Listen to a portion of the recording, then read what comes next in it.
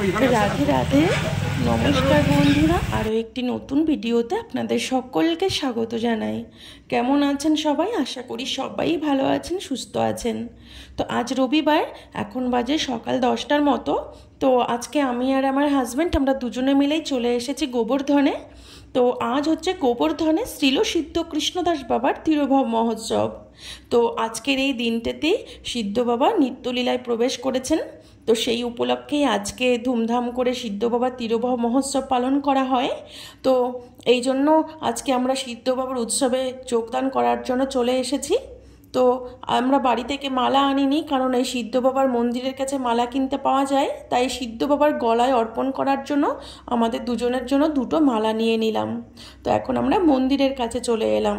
তো এত ভক্তবৃন্দের ভিড় হয়েছে বন্ধুরা, মানে আমাদের বৃন্দাবনের 84 ক্রোশের বৈষ্ণববৃন্দরা আজকে এই সিদ্ধ বাবার তিরোভাব মহোৎসবে যোগদান করেন এই সিদ্ধ বাবার কৃপা লাভ করার জন্য।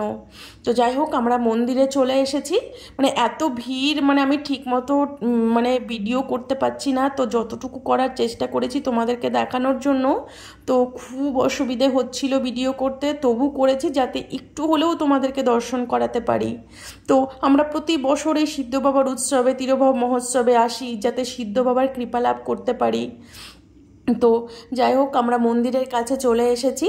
তো এখন আমরা সিদ্ধ বাবার গলায় মালা অর্পণ করব। তো এত ভিড়, মানে আমাদেরকে লাইন দিতে হবে, তবে আমরা গিয়ে সিদ্ধ বাবার গলায় মালা অর্পণ করতে পারবো।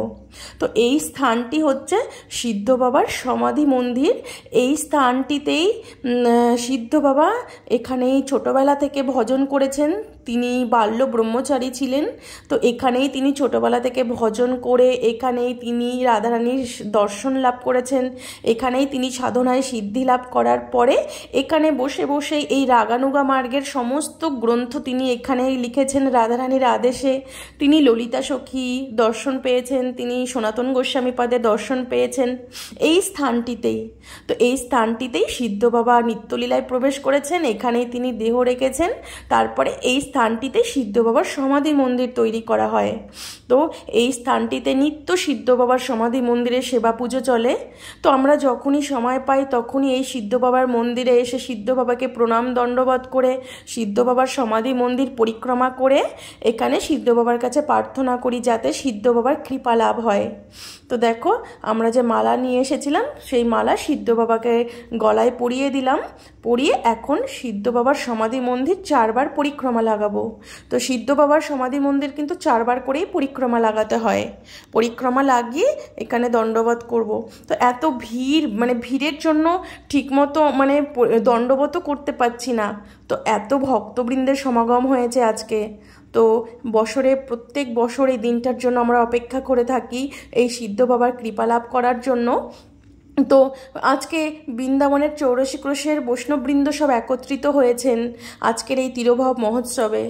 তো যাই হোক, আমরা এখন 4টে পরিক্রমা লাগিয়ে এখানে প্রণাম করে আমরা এখন মানসী গঙ্গায় যাব। তো দেখো, এই সিদ্ধ বাবার কাছে এলে কিন্তু যারা বাবা আছেন, যারা বাবারা আছেন, মানে যারা ছেলে মানুষ আছেন, তাদেরকে কিন্তু সবসময় জামা খুলে এখানে গড়াগড়ি দিতে হয়। তো আমরা যখনই সিদ্ধ বাবার কাছে যাই, আমরা মেয়েদের কিন্তু গড়াগড়ি দেওয়া নিষেধ আছে। আমরা কি করি, এই সিদ্ধ বাবার এখানের ধুলি নিয়ে মাথায় লাগিয়ে নেই, শরীরে লাগিয়ে নেই, যাতে সিদ্ধ বাবার কৃপা লাভ হয়। তো আমার হাজব্যান্ডকে আমি বললাম, তুমি জামা খুলে এখানে গড়াগড়ি দাও। তো ও জামা খুলে এই সিদ্ধ বাবার সমাধি মন্দিরের সামনে একটু গড়াগড়ি করে এখানকার ধুলি রজ গায়ে লাগিয়ে নিল, যাতে বৈষ্ণববৃন্দের সমস্ত চরণ ধুলি এসে গায়ে লাগে, যাতে বৈষ্ণববৃন্দের কৃপা লাভ হয়, সিদ্ধ বাবার কৃপা লাভ হয়। তো এই জন্য জামা খুলে এখানে একটু গড়াগড়ি দিতে হয়। তো অনেকেই দেখি এখানে জামা পরেই গড়াগড়ি দিচ্ছেন, কিন্তু আমাদের শাস্ত্রে কিন্তু নিষেধ আছে, জামা পরে গড়াগড়ি দিতে নেই ছেলেদেরকে। ছেলেরা যখনই দণ্ডবত সাষ্টাঙ্গে দণ্ডবত করবেন সবসময় কিন্তু জামা খুলে সাষ্টাঙ্গে দণ্ডবত করতে হয়, যেটা শাস্ত্রে আমরা পাই। জামা পরে কিন্তু কখনো সাষ্টাঙ্গে দণ্ডবত করতে নেই, কিংবা গড়াগড়িও দিতে নেই। গড়াগড়ি দিতে গেলে সবসময় জামা খুলে দিতে হয়। তো এই সিদ্ধ বাবার কাছে দর্শনে এলে কিন্তু যারা ছেলেরা আছেন তাদেরকে কিন্তু অবশ্যই এই জামা খুলে গড়াগড়ি দিতে হয়, যাতে বৈষ্ণবের চরণধুলি, রাধারানীর চরণধুলি লাভ হয়। তো তো এই চরণধুলি প্রাপ্তি লাভ করার জন্যই কিন্তু আমাদের এই সিদ্ধ বাবার উৎসবে আসা। আর এই সিদ্ধ বাবার উৎসবে এলে অবশ্যই সিদ্ধ বাবার কৃপা লাভ হয়। তো এই সিদ্ধ বাবার কৃপা লাভ করার জন্যই কিন্তু এত দূর দূর থেকে ভক্তবৃন্দ এসেছেন আজকে সিদ্ধ বাবার তিরোভাব মহোৎসবে। তো যাই হোক, আমরা সিদ্ধ বাবার মন্দিরে দণ্ডবত প্রণাম করে মানসী গঙ্গা দর্শন করে মানসী গঙ্গার জলে আচমন করে মানসী গঙ্গার জলে ছিটা লাগিয়ে আমরা চলে এলাম হচ্ছে কীর্তনে। তো এখানে সিদ্ধ বাবার সূচক কীর্তন হচ্ছে। তো সিদ্ধ বাবা ছোটবেলা থেকে কি করে ভজন করেছেন, কি করে সাধন করেছেন, কি করে সিদ্ধি লাভ করেছেন, তো সমস্ত কিছু সিদ্ধ বাবার জীবন কাহিনী এই কীর্তনের মাধ্যমে গান করা হয়, তো যেটাকে সূচক কীর্তন বলা হয়। তো সেই সূচক কীর্তন সকাল থেকেই শুরু হয়ে গেছে। তো সূচক কীর্তন হয়ে গেলে তারপরে ভোজন আরতি হবে, ভোজন আরতি হয়ে গেলে তারপরে মানসী গঙ্গা পরিক্রমা লাগানো হবে। তো এই সিদ্ধ বাবার সমাধি মন্দির কিন্তু একদম গোবর্ধনে যে মানসী গঙ্গা আছে সেই মানসী গঙ্গার ওপরেই অবস্থিত। তো আপনারা যদি কখনো বৃন্দাবন ধাম দর্শনে আসেন তো সিদ্ধ বাবার সমাধি মন্দির কিন্তু অবশ্যই দর্শন করবেন, কারণ বৃন্দাবন ধামে এসে যদি সিদ্ধ বাবার কৃপা লাভ করতে পারেন তবেই আপনারা রাধারানীর কৃপা লাভ করবেন। তো রাধারানী বলেছেন, আমার থেকে আমার ভক্তের সেবা বড়, আমার উপাসনার থেকে আমার ভক্তের উপাসনা আগে তোমরা করো, আমার ভক্তের কৃপা লাভ করলে তবে আমার কৃপা লাভ করতে পারবে তোমরা। আর এই সিদ্ধ বাবা কিন্তু বাল্য ব্রহ্মচারী ছিলেন, তিনি ছোটবেলা থেকেই ভজন, এত তীব্র ভজন সাধন করেছেন।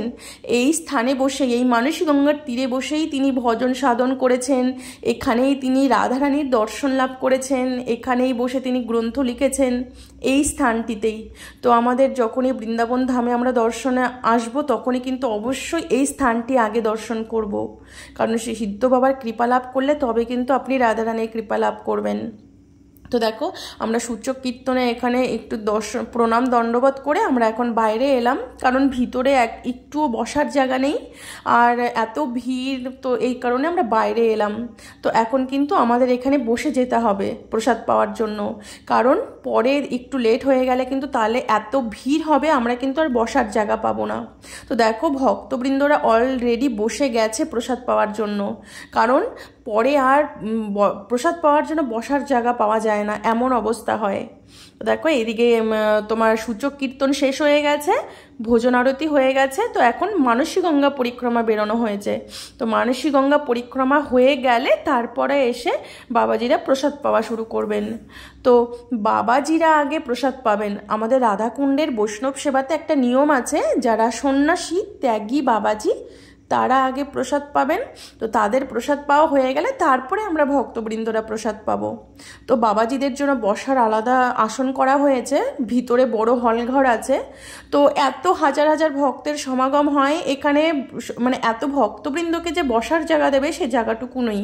তো বাবাজিদের জন্য যেটা হলঘর করা হয় সেখানে বাবাজিদের জায়গা হয় না, এমন অবস্থা হয়, খুব ছোট জায়গা, এই জন্য আমাদেরকে কিন্তু রাস্তায় বসেই প্রসাদ পেতে হয়।